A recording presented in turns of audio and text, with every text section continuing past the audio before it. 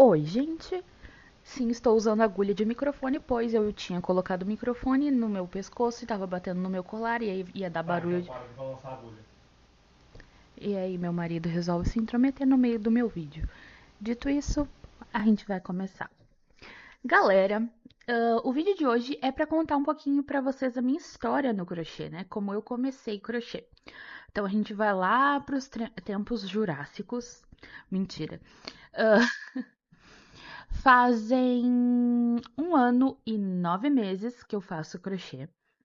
Tudo começou lá atrás, quando o meu marido, uma pessoa muito hiperfocada em coisas aleatórias, viu crochê em algum lugar, interessando pelo amigurumi e falando: Nossa, que legal! São bonequinhos feitos de crochê. E eu, nossa, realmente são muito legais. Eu nunca gostei de crochê. Tipo, quando eu era criança, pra quem não, minha mãe é artesã. A minha mãe fazia feira de artesanato 2 vezes por semana. Ela fazia no sábado e no domingo. Pra quem é aqui de Porto Alegre, no sábado ela fazia no Brigue da Redenção. E nos domingos ela fazia na usina do gasômetro. Teve um tempo em que eu ficava na casa da minha avó enquanto ela ia para as feiras. E logo depois de alguns anos ela saiu da Redenção e ficou só na usina do gasômetro. O meu Dindo, que é o esposo da minha avó, é uma situação complicada de explicar, mas eu juro que faz muito sentido para minha família. Mas o meu Dindo é o padrasto da minha mãe. Ele ia com ela, só que começou a ficar muito pesado pra ele, porque ele trabalhava dia de semana, aí final de semana ele também tinha que ir com ela, e isso realmente é uma rotina muito puxada.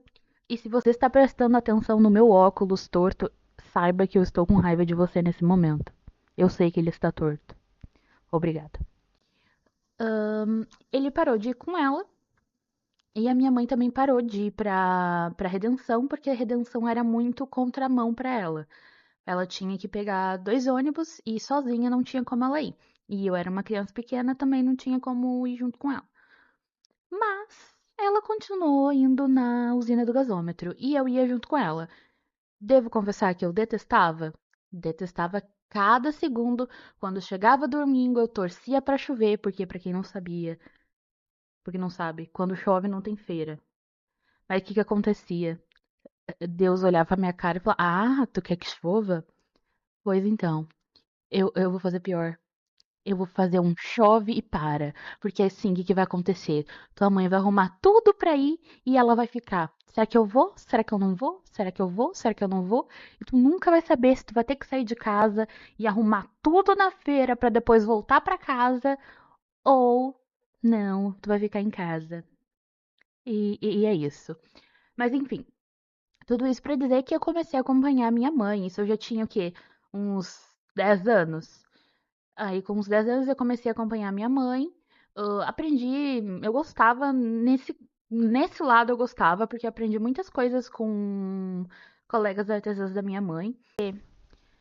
Faziam toucas de crochê, cachecol de crochê, mantas, e afins, coisas de crochê. E com a Dia eu aprendi a fazer sapatinho de tricô.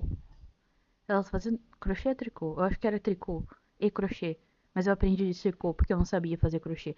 Enfim, ia fazer sapatinho de tricô. Então, sim, teoricamente eu sei fazer tricô. Eu ainda sei se eu sei fazer tricô? Não sei. Mas eu aprendi a fazer tricô. Eu aprendi a fazer rosa de fita de cetim. Eu aprendi a fazer correntinha de crochê.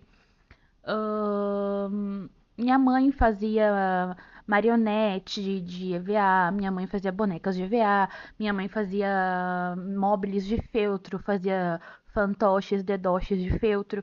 E eu fazia as coisas com a minha mãe, eu inventava moda. Então, tipo, desde pequena sempre tive muito isso, sabe? Eu queria alguma coisa, eu não conseguia fazer. E eu ficava pegando as coisas da minha mãe pra inventar moda. Inclusive, mãe, me desculpa, porque se fosse hoje em dia e tivesse alguém mexendo nas minhas coisas igual mexendo nas tuas coisas, eu ia ficar muito brava. Me perdoa.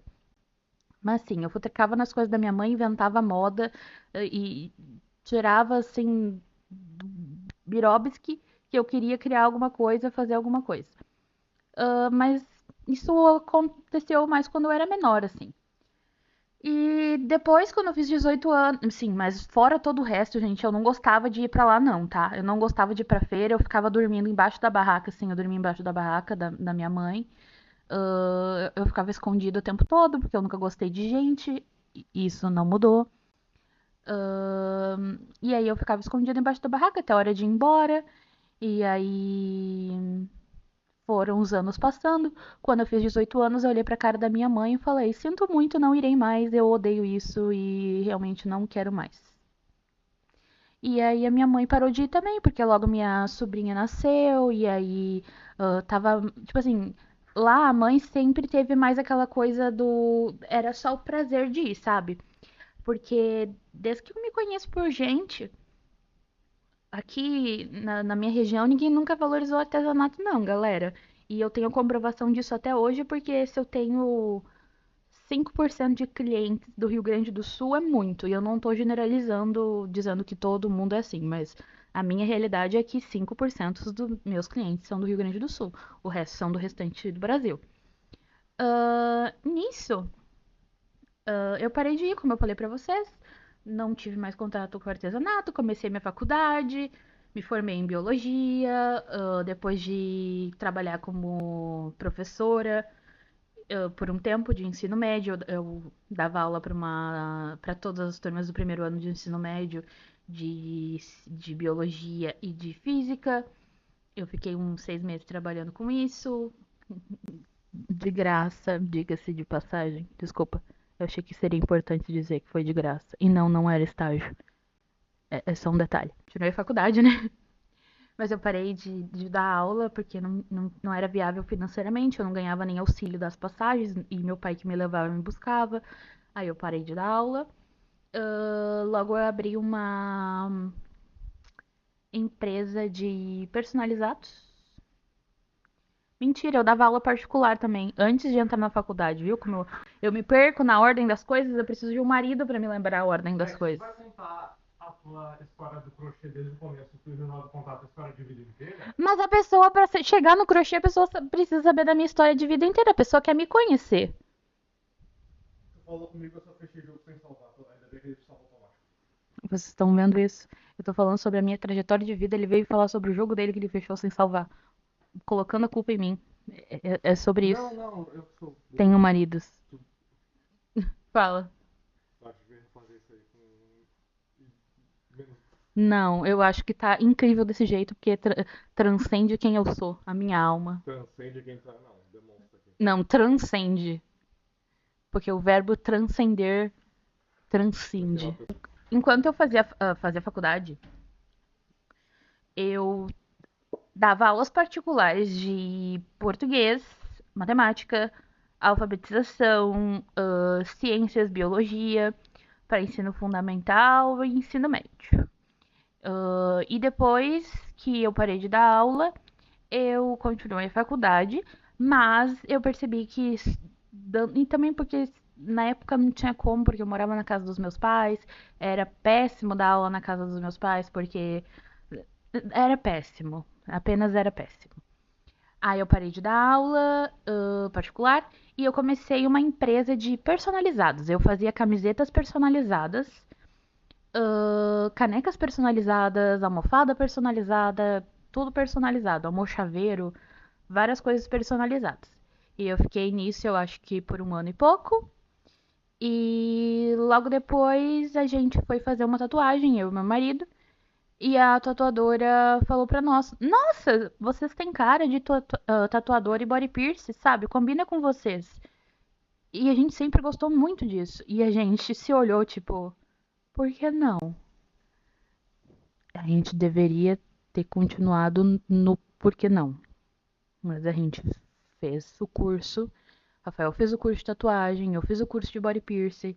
A gente abriu um estúdio na nossa casa, né? E aí a gente ficou nisso por uns 2 anos, até começou a dar tudo errado.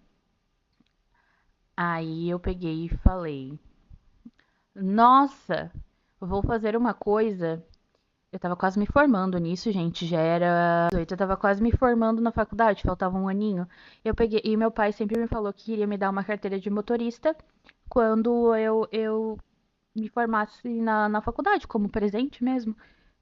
Gente, eu sou um perigo. Eu tropeço parada, e não é meme. Eu tropeço parada. Imagina eu dirigindo. Então, não era uma boa ideia. Eu falei, pai, eu quero um curso de cabeleireiro. Do absoluto nada. Eu quero então que tu me pague um curso de cabeleireiro. Meu pai, tipo, tu tá trocando uma carteira de motorista por um curso de cabeleireiro e o questionamento ele ficou vunvunzando a minha família até que meu pai falou, né? Tá, faz.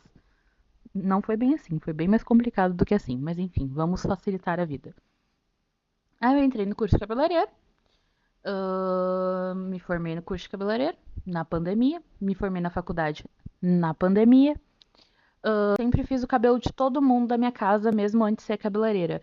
Eu estudava, sabia coisas de cabeleireiro a minha vida inteira, porque eu sempre fiz meu cabelo sozinha, eu não deixava ninguém enfiar a mão no meu cabelo. E, enfim, né? E é isso, então eu já trabalhava como cabeleireira e tal. E aí fiz a lojinha, o cabeleireiro onde era o estúdio de tatuagem na minha casa.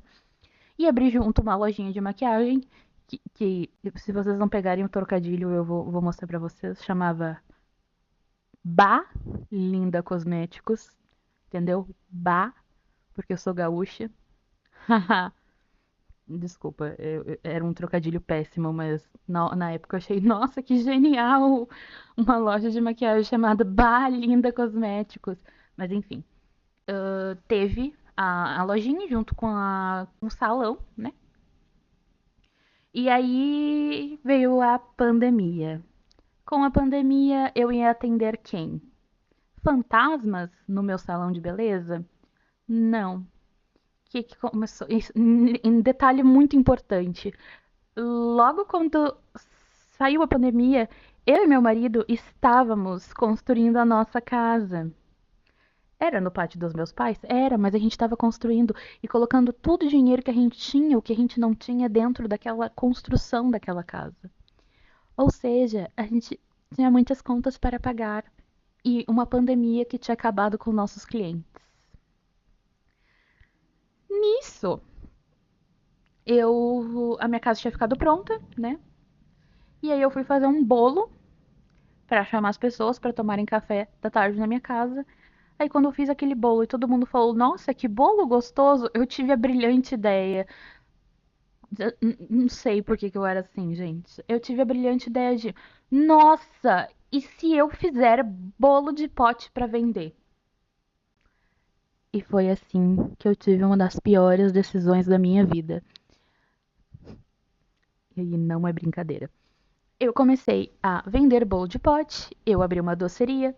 Foram 3 anos, a gente trabalhava naquele aplicativo vermelho que se faz entregas, aquele que ofereceu o cupom hoje mais cedo, sabe? É, aquele foi, desculpa a palavra, infernal. Eu, desculpa de novo a palavra, enlouqueci. Foram os 3 anos mais absurdamente exaustivos mentalmente. Esse combo de palavras não deve existir, mas foi extremamente exaustivo mentalmente trabalhar com isso. Eu estava adoecendo. Isso era 2020. Eu comecei com 1 ano e 8. Já não sou boa com contas, tá? Mas eu comecei a fazer live em 2020 e 2024. 2024? Sim, 2024. Em julho, 27 de julho de 2024. Então eu comecei a fazer crochê em junho de 2024. Chegou, sei lá, junho de 2024. O hobby que o Rafael tinha. Gente, eu percebi que eu pulei uma boa parte. Eu fui falar de mim e esqueci de falar do crochê. Desculpa, peraí. Pausa.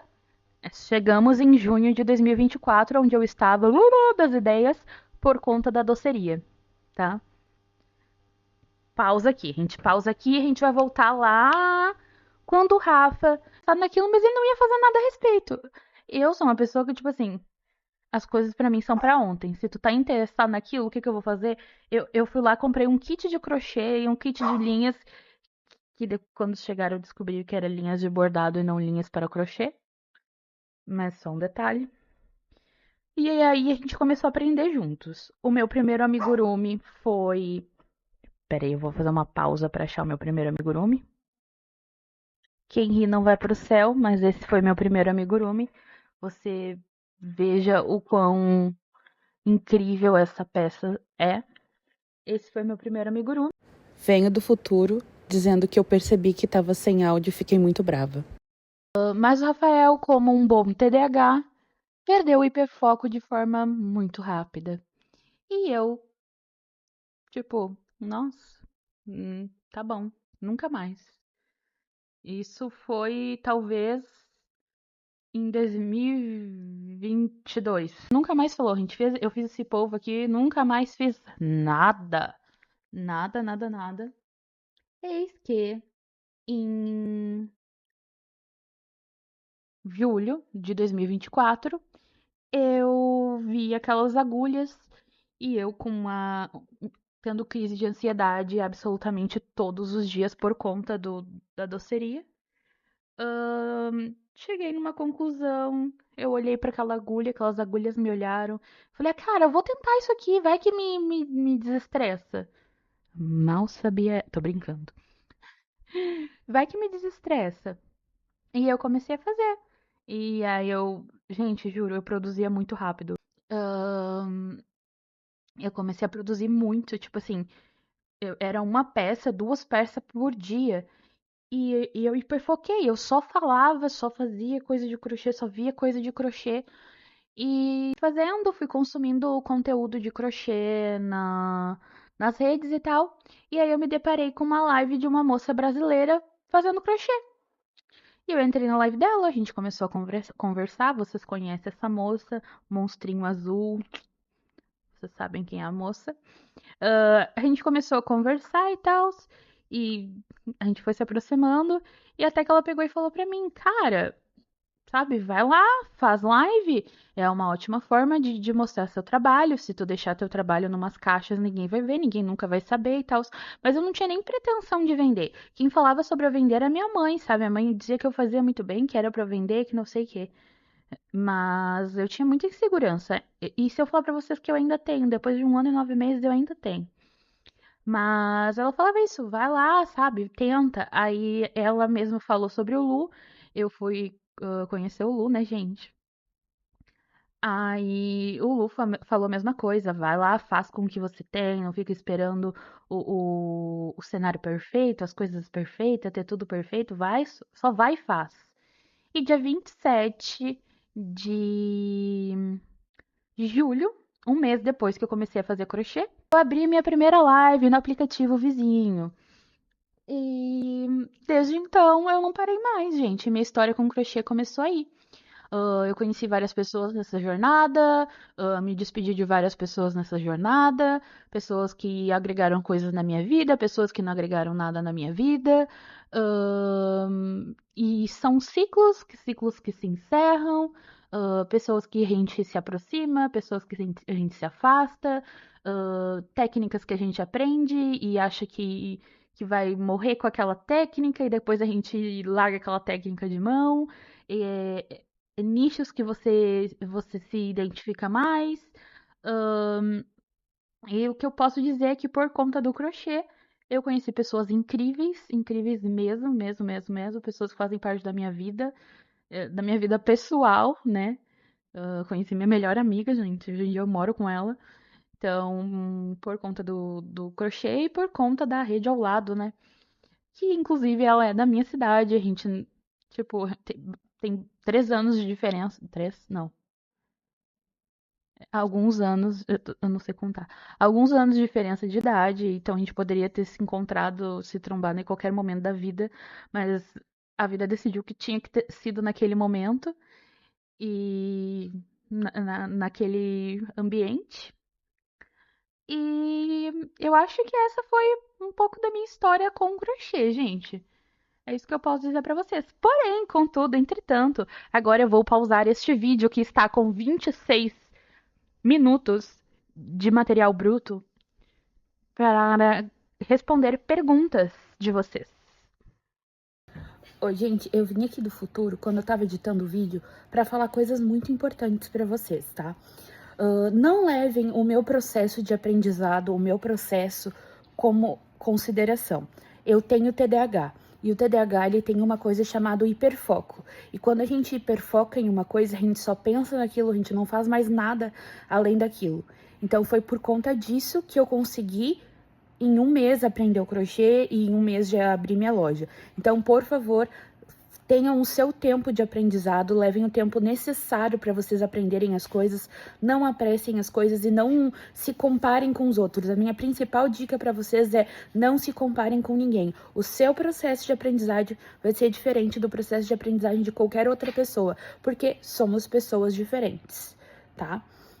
E a segunda coisa que eu esqueci de falar no vídeo é que por conta de eu ser do jeito que eu era, né, de querer aprender as coisas, de atropelar as coisas, em 4 meses eu já estava criando padrões, mas eu não anotava os padrões, ou seja, eu nem confiava, porque na minha cabeça eu pensava, nossa, se eu com 4 meses de crochê sei criar isso, conseguir criar isso, uma pessoa que sabe crochê há mais tempo, não tem por que querer um padrão de receita minha. E, gente, isso foi um pensamento que eu mantive por muito tempo. Eu tive muito tempo desse pensamento do tipo, não vou anotar minhas receitas e não vou vender minhas receitas, porque se eu tenho, sei lá, meses de crochê, 1 ano de crochê, a pessoa que tem muito mais tempo que eu, ela não vai precisar de uma receita minha que acabei de entrar no negócio para aprender, sendo que tem gente que tá há muito tempo e provavelmente já ensinou isso. Mas não, galera. Às vezes o que a gente acha que uma pessoa sabe, a pessoa não sabe e a gente pode agregar na vida dela. Então é isso. Eu vim do futuro para falar isso e a gente se vê nas respostas das perguntas. Oi, essa é a não sei qual parte do vídeo, mas essa é a parte onde eu respondo as perguntas de vocês e conto um pouquinho da minha história, depois de contar um pouquinho da minha história nos vídeos anteriores. E esse vídeo também é em comemoração aos 1K de seguidores que a gente bateu nessa rede, que na verdade já são 2 e quase 2,5. Então, muito obrigada, gente. Na verdade, foi para vocês conhecerem um pouquinho de mim. Inclusive, eu acho uma coisa muito engraçada que talvez eu traga quando a gente bater, sei lá, 3.000 seguidores. Quem sabe? Tipo, fatos curiosos sobre mim, alguma coisa assim. Eu acho esses vídeos muito engraçados pra gente conhecer as pessoas. Principalmente lá pra outra rede, que eu tenho contato mais direto do que nessa rede aqui. Mas enfim, olha, era eu pra responder as perguntas de vocês. Vamos lá, eu vou começar com as perguntas. Eu tenho as mensagens aqui no tablet e eu vou falar de quem é. E vou respondê-las. A Agatha Silveira me perguntou: como consegue produzir encomendas tendo ansiedade? Agatha, para começo de conversa, a questão da ansiedade. Eu faço terapia, eu faço tratamento psiquiátrico, ela ainda não é 100% controlada, mas me ajuda, esses quesitos me ajudam muito. E como que eu consigo fazer as encomendas? Uh, Dando um prazo de produção maior do que eu sei que eu levo para fazer. Por exemplo, se é uma peça, isso, gente, atualmente isso eu não estou levando em consideração porque atualmente a minha agenda está cheia num nível que eu tive que pausar ela para conseguir dar conta. Mas normalmente seria o quê? Uma peça que eu sei que eu demoro, sei lá, 1 semana para fazer, eu vou dar um prazo de 15 a 20 dias úteis para produção, porque eu sei que eu vou conseguir entregar antes e eu vou ficar tranquila com isso e eu não vou ficar nervosa. Esse é o princípio de tudo. Aí, se é uma peça que eu vejo que assim, ó, não, eu sinto no meu coração que assim, ó, não vai dar certo, eu não vou pegar.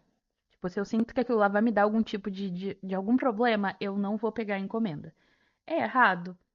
Não, porque eu tenho as minhas questões psicológicas e eu preciso me adaptar a lidar com elas.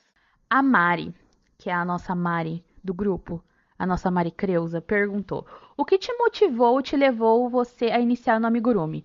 a ansiedade. O que me levou a começar foi a ansiedade e o que me motivou foram as pessoas que eu conheci no início, né? Que são pessoas que hoje em dia eu não tenho tanto contato, né? Tipo, mas fizeram parte da minha história e é sobre isso. A gente nunca deixa de ser grato pelas pessoas, mesmo que a gente se afaste delas. Gente, vamos lá. A Agatha também me perguntou. A Agatha fez várias perguntinhas, eu gostei muito. Obrigada, senhora. O top 5 crocheteiros que eu admiro. Eu não vou falar meus amigos, porque eu acho injusto falar meus amigos, não falarei. Falarei de crocheteiros que eu não tenho contato, nunca tive nenhum tipo de contato, mas admiro. Já reproduzi receitas e admiro, tá? Terceiro, Kalu. Segundo, Notivagar. E primeiro, Amigurumis da Vit. Gente, eu sou totalmente obcecada pela Vit. É surreal. Vit, eu sou muito sua fã. E eu já falei isso pra você no PV. Mas é só pra dizer, não porque você vai ver esse vídeo, você não vai ver esse vídeo, mas saiba que eu sou muito sua fã. Tamires, você também. Moça da Calu, eu não sei o seu nome, mas eu gosto das suas receitas. Bora. Eu não vou falar cinco porque eu não sei. Eu falei as três que vem na minha cabeça, porque o resto tudo são os brasileiros, meus amigos, e eu não vou. Não, assim, ó, não dá pra ranquear amigo. Não se ranqueia amigo, tá? A Agatha também perguntou, as próximas duas perguntas são da Agatha também. Qual a sua maior dificuldade no crochê atualmente? Ter só duas mãos. Gente, é não conseguir dar conta de fazer tudo que eu tenho vontade, tudo que eu vejo por aí. Mas, brincadeiras à parte, eu acho que atualmente continua sendo a mesma coisa que era desde sempre, costura. A costura é meu calcanhar de Aquiles. Eu ainda tenho muita dificuldade com a costura. Ela também perguntou se antes do crochê eu já fiz algum outro artesanato. Sim, eu já tinha feito tricô. Eu fazia bichinhos de miçanga. Sabe aqueles bichinhos de miçanga que ficam todo blá blá blá? Assim, fazia bichinho de miçanga. Eu fazia mobile de feltro. Ajudava minha mãe. Ajudava não, mas atrapalhava que ajudava minha mãe a fazer as bonecas de EVA dela. Várias coisas, assim. A Betuda. Mentira, gente, não é Betuda, não. É a Beth. MC. Mentira, é a Betuda.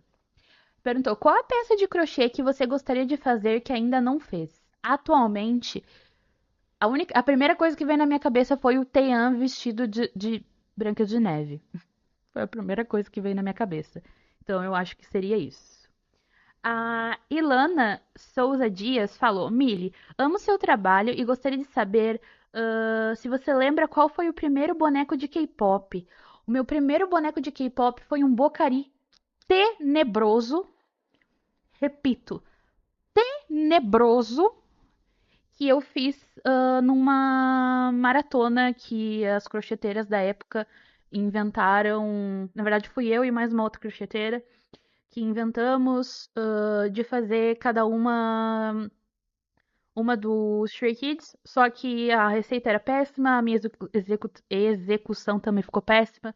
Foi o Bocari tenebroso, que ele tinha um bico, dava pra pedir um Uber da ponta do bico até a outra final do bico. Essa foi a primeira peça de K-pop, com certeza. Outra pergunta. Qual é o seu teammate do BTS? Só pra todo mundo saber. Essa quem fez foi a Paulinha.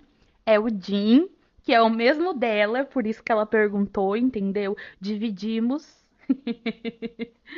Com quantos anos. Me perdi.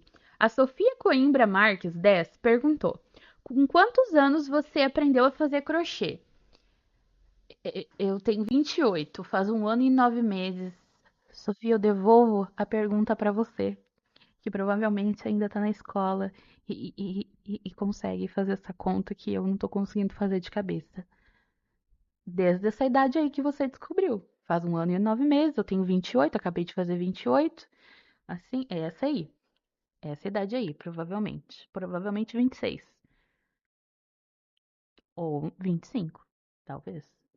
Mas é 25, 26, 27. Não, não, foi 26. Não, foi 26.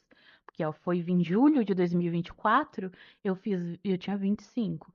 Não, foi dia 26.